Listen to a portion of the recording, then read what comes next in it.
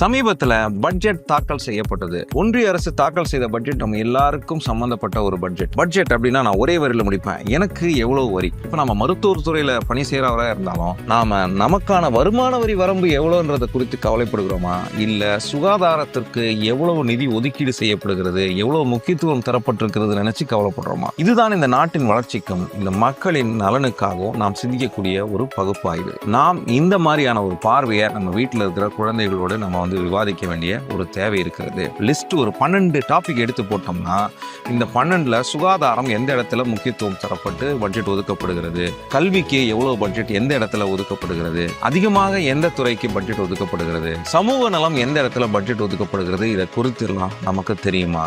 இந்த லிஸ்ட்டை நீங்க பாத்தீங்கன்னா உங்களுக்கு பலதும் சில நேரம் ஆச்சரியமாக இருக்கும். ஏன் இப்படி இந்தந்த இடத்துல முக்கியத்துவம் இப்படி எல்லாம் மாறுகிறது? உங்கள் சிந்தனைக்கும் வல்லுநர்கள் சிந்தனைக்கும் ஏன் மாற்றம் ஏற்படுகிறது என்று குறித்து நாம் சிந்திக்க வேண்டும். நம்முடைய வரி பணம் தான் இங்கு பட்ஜெட்டாக கட்டமைக்கப்படுகிறது, செலவு செய்யப்படுகிறது. அப்போ நாம் இதில் பங்கேற்க வேண்டாமா? இந்த வீடியோ குடும்பத்தில் அனைவருக்கும் முக்கியம், பேச வேண்டிய தேவை இருக்கு அப்படின்னு தோணுச்சுன்னா இந்த வீடியோவை ஷேர் பண்ணுவோம். மண்ணையும் மக்களையும் நாட்டையும் கேர் பண்ணுவோம்.